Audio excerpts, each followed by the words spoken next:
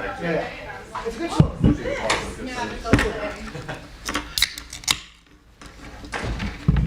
Everyone good in the back? How's that, delicious? Great. Coach, we'll go ahead and if you want to get started. Yeah, I thought we had a good first day. A lot of excitement out there, obviously, just like any first day of fall camp. Plenty to coach off of, plenty to look at and correct. Today was really kind of the floor of who we can become, and there's a lot more ceiling to go. A lot of really good competitions. And the good news, anybody can take it, but anybody's not specific. We need somebody to step up at these places that we have battles, and that's really what this first part of training camp's all about. For somebody to step up, and like I said, anybody can do it. All right, but anybody's not specific. We need somebody to take ownership of these battles, whether it's the quarterback position, whether it's the center position, the punter position, at linebacker, at defensive tackle, at corner. We need somebody to step up and be consistent and do the things we're going to ask them to do to be successful and help us win football games. I do have an announcement to make. Due to an NCAA matter that occurred at a previous institution, Bency Polgar is going to be ineligible this season. We have appealed this decision and we were denied. He is here for camp. He will be with us through this season, but he will be ineligible, and that's about as much as I can tell you. And so with that, I'll open it up for questions. Coach, last year, heading into fall camp, the big thing for you was energy. On the first day, how did you feel like the energy was out there today? It was so-so. I think that's part of that first day vibes where you're trying to figure out exactly what's to be expected. How do we go about this? I anticipate the energy be a lot better tomorrow, but wasn't a focal point today. Today was more about who are the people that are going to be consistent, who are the somebodies that are going to step up and win these battles for us. Eli, in that context, how much, what you described at the start, the good news is you got a lot of options. The downside is figuring it all out. How much is that invigorating versus challenging, and how much is that going to be, really the story of the next 3 weeks? Yeah, I mean, it's the whole story, and it's invigorating because that's why you coach. And that's the beauty of college football, is the opportunity for people to step up and make plays. This is a meritocracy. You get what you earn, and anybody can do it. Anybody on the roster right now can step up and earn playing time, whether it's defense, offense, or special teams. We're no respecter of person, whether scholarship, walk-on, senior, freshman, it doesn't matter. It's about whether or not you consistently perform at the expectation and standards that your coaches have set. Is that as much or more so as you've ever experienced before with Here, this many? it's as much, and that's what I told the team today. We had guys missing the last part of practice because they were cramping. In the past, we would have considered, maybe we don't need to. Man, now we got so many guys, next guy up. It's their responsibility to be ready to play, and if they're not, they're going to get passed up. We've got consistent depth at every position on this football team, and if they're not prepared, then we can't count on them. You're talking about the questions you have to answer, but going into camp, are there areas of this team where you feel like as a coach, hey, I know we're going to have this? Yeah, absolutely. The overall talent of the team, the depth of the team, feel really strongly about. The competitions to me are just about who's going to step up and who's taking it. It's not areas of concern, really. It's, whoever emerges is going to really strengthen and solidify this team. You've got a lot of experienced players on the defensive side of the ball and on the offensive side of the ball who've been here through multiple training camps with us. They know what to expect. They know the intensity with which we ask them to perform, and so that's always a good thing. You look at the room with you look at the room with, defensively with Martez, Jelani, JC, Ennis, KAD, Isaiah, Trajan, D-Rob, Chad Bailey. Those guys have played a lot of football here. They've been with me the whole time. They know exactly what they're getting out of me on the football field. I know what I'm getting out of them and pushing them to a different level. Offensively, you got Javon Foster, you got X, you got Luke, you got Zeke. You got Toski, you got Barrett. Brady's been here the whole time. Elijah Young's been here the whole time. Those guys know what to expect, and that's a real strength for us. Sean Ketting, Harrison Mevis, all those guys. Golly, I just named a lot of dudes. Crap, yeah. Did you miss anybody? Probably so. Eli, where's that situation leave you at center as far as who's competing? Yeah, so that situation will be Connor Tollison, Drake Heismeyer, and Richard Taylor.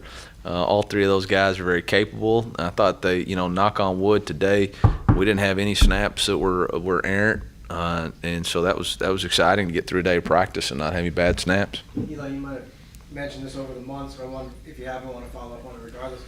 Is it possible you'll go with 2 quarterbacks or 2 quarterback system, or is your goal to only get 1 quarterback that's your guy? My goal is to help us win. So whatever that takes, if we feel like in the first game we need to play multiple people at quarterback, that's what we'll do. If we feel like it gives us the best advantage to play with 1 quarterback, we'll play with 1. We're not here to make everybody happy. This isn't happiness camp. It's not Club Med. This ain't participation trophy. It's about winning. All right, so whatever gives us the best chance to win. If that's the old Steve Spurrier rotating quarterbacks in every play, great. If it's one guy's got the show, then he'll run the show. Similarly at running back, just wondering, Coach Luker said that he was open to sort of all options there with either up by committee or somebody stepping up like Beatty did last year. Just wondering what your opinion is on that. Yeah, I mean, we're united in our opinions. So whatever he told you, I promise it's because that's what we told each other. It's what we're going to do. We're open for competition.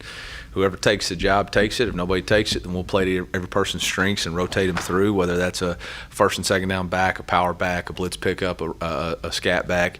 Great. If we got one guy that's the whole package, then more power to us. And that's the beauty of being able to get started early, getting more reps, and that's also the beauty of being able to go live a little bit more with this camp. We got enough depth that we can be a physical football team. Sometimes we jump to conclusions like if a guy's been around for a while, that automatically means he's wise and knows things.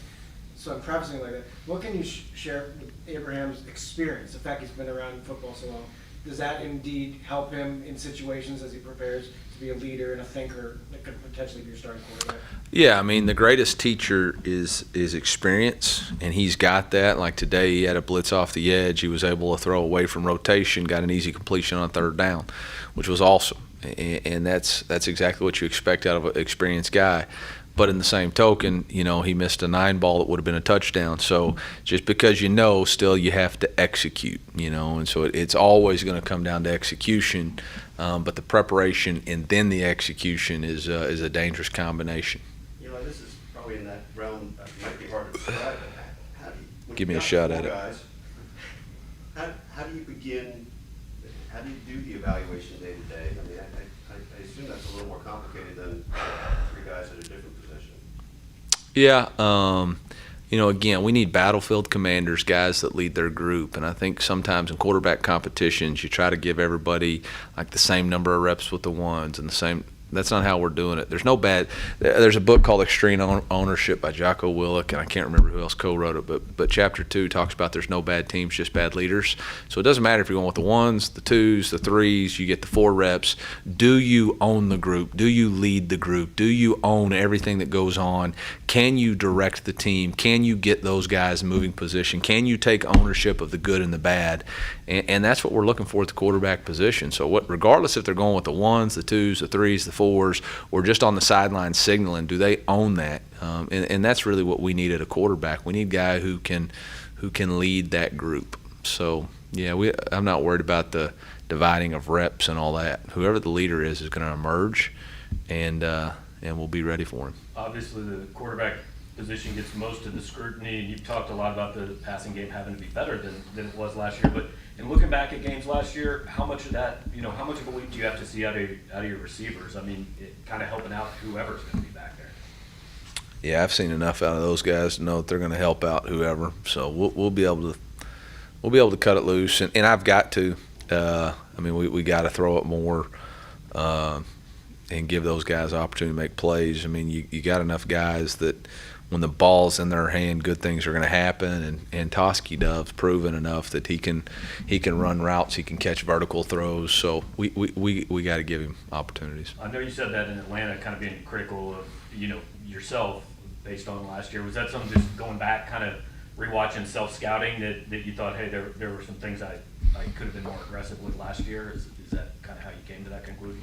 Yep, I just felt like as a play caller, kind of got into a bunker mentality and tried to outlast the other team. And it worked some games, and in other games it didn't. And that's not who I really am, and that's not what we're going to be about. Coach, after an offseason of so much change and juggling so many different aspects of NIL and recruiting, how does it feel, for you and your staff to get back to camp and focusing on the game itself? Yeah, it feels good, man. You got that sweat and that your legs are tired and your voice is hoarse from yelling. I mean, that's what it's about. And being focused on your guys and how much better you can make them, and that's the fun part of college football, man. That's the good stuff. Not being able to sleep last night, getting up here early, going out there and watching them, yelling, screaming, getting on Sean Ketting because he's punting the ball too far in a warm-up drill. I mean, it's beautiful. Coach, you talked to Ennis Rakestraw yesterday. What has it been like for you to kind of see him come back from that ACL? What kind of strength have you seen from him? And, what do you feel like the team can learn from that? Yeah, I'm proud of Ennis for being out there today. There was a couple of times that somebody in front of him couldn't finish the reps, and so he just jumped right in there. I think one of the things that we all value about Ennis is his toughness. There's no doubt about he's a tough young man, and he keeps on coming, and we just got to continue to work with him to continue to embrace the team and put the team ahead of our own individual goals. But he is a competitor, and his competitive fire, man, I can't wait. I missed all spring being able to watch him versus Luther. That's going to be a good, fun matchup because both those guys have a high level of competitive spirit, but we got to make sure it's within the framework of the team. I don't think that's supposed to spring at us. Where's he at right You mean all the spring? now? Where's he at right now with his recovery process? Yeah, I mean he's full go, no restrictions, and it's all about just having confidence in his ability, confidence in his knee, confidence in his cutting. But he looks strong. He's worked really hard this summer to be at 100%. The more you see Dominic Lovett in the slot, The more I like it. how natural the place is at for him on the field. Yeah, that's where he belongs. So, proud of the way he's really growing up and maturing, and Coach Peeler's done a really good job of just continuing to develop his ability to run routes, change speeds. He's always been a really good hand catcher, and the challenge for us is to find ways to get him touches. When we talked to him yesterday, I asked him about his freshman year, and he said, I just feel blessed to have gotten a chance to play at all because most guys don't get that chance. I mean, how rare is that to have a guy who has the perspective that I wanted to get more. I felt like it was up and down. Yeah, I mean, that's good media training by Molly right there. That's really good media training. So, yeah. No, I mean, Dom's a great young man. He's a competitor. He knows he's talented, and he knows that he can help us win, and so it's our job as his coaches to make sure we're getting him enough opportunities to impact the game. And, again, going back and looking at last year, I didn't do a good enough job of getting those guys opportunities. Maybe this is hard to sum up too, but how much differently do you think you see the job and the landscape now than when you came here at this point? Like what's in front of you? What needs to get done? That's a funny question because, when I took this job, the dynamics of the job were totally different than they are right now.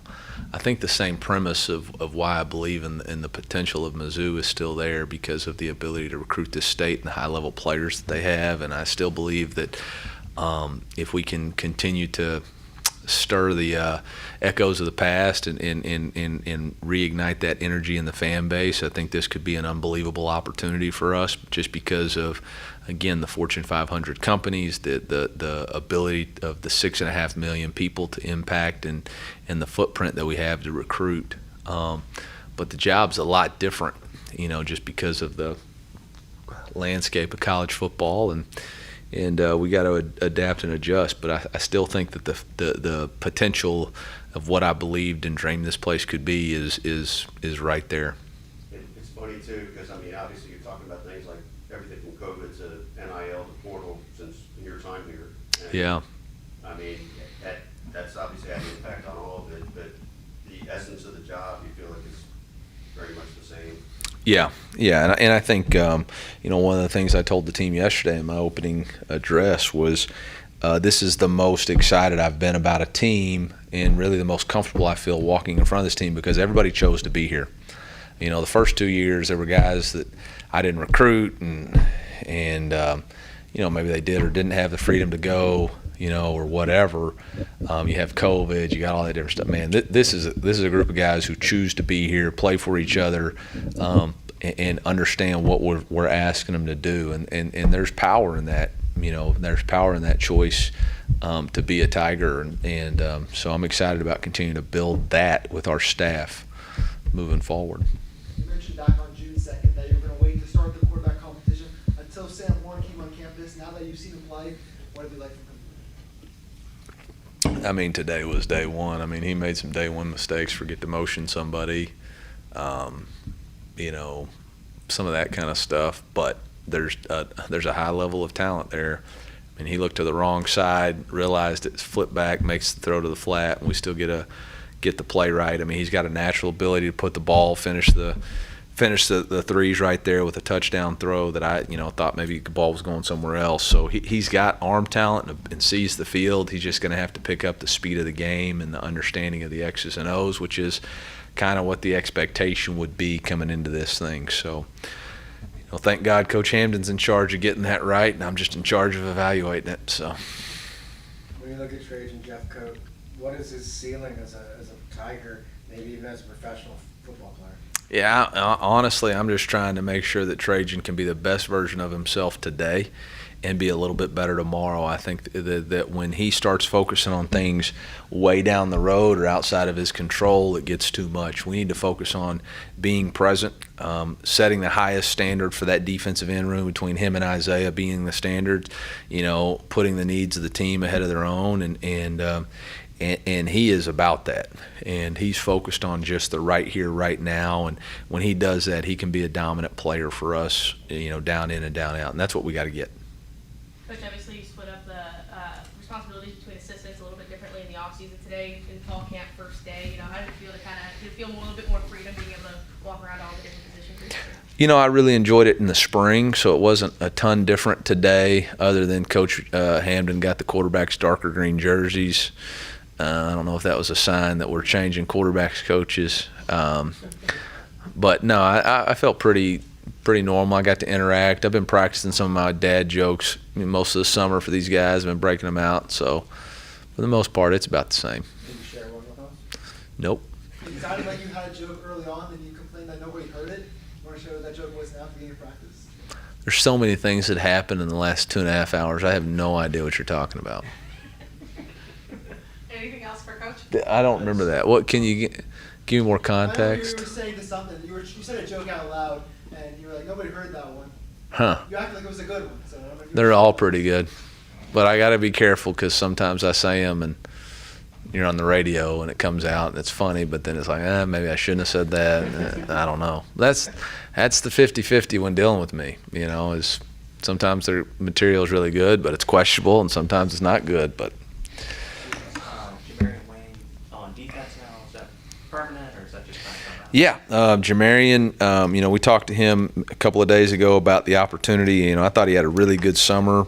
You know, he's a long, fluid athlete, and we recruit him as an athlete. There's an opportunity for us to see what he looks like at the safety position with that length and speed, and we're going to let him do that. We're going to commit that to him through January, but then bring it back. You know, we've got a little bit of a you know, with us transitioning to more of a 3-safety defense instead of a 3-corner, when you look at the safety position, it's probably got the lowest numbers. And we felt like with Demarion Houston, I know he didn't practice today, but at the wide receiver position, we're deeper than we are at the 3-safety position. So we felt like for his opportunity to get on the field this year, we could see that happening at safety.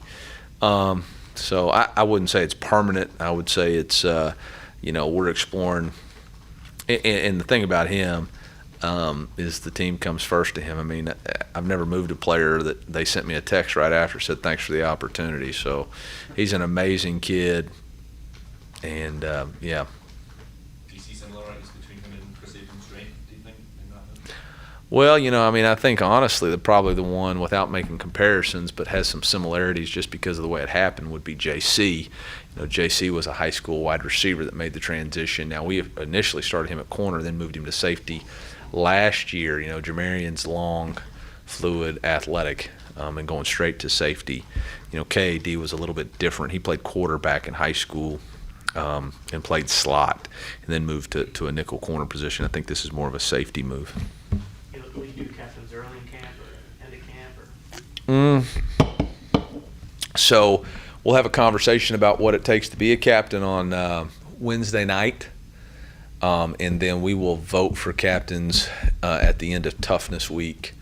Well, actually, in the middle of, I think it's the 16th. Don't hold me to that date, but it's not this Tuesday. It's not this Tuesday. Next Tuesday. It's the following Tuesday night. We will vote for captains at the conclusion as we're wrapping up camp. But you noted how, this team is largely, recruited by you. Everybody wants to be here. Do you consider in the trenches now, do you think this team is, built up to be on par with the rest of the SEC, or there's still steps to take? And there's always steps to take. But I think when you look at the size of the team from a width and a height standpoint, we're starting to get there. And I think there's consistency and continuity with that throughout the lines of scrimmage, whether that's on the perimeter at the end or in the defensive tackle or the guard and center position. There's the length and the width and the size that we need. Whether it's on par or not, well, we'll have to evaluate that at the end of the season. Do you see any differences between Mookie Cooper this time last year and now, just health-wise? Mookie had probably one of the best summers of anybody. Just the consistency, the way he attacked it. There were several times during summer conditioning on our fourth quarter on Fridays that he would have to tap out. He was owning it this year. Great work ethic. He's mentally in the right space. He's out there being consistent, and he's a guy that can make plays. And so, I think again we're doing a better job of putting these guys in position. Let's get stuck and let's focus on our craft and get better. And then as we get closer to game plan specific, we'll start moving guys again. But we're not getting into that too early into camp.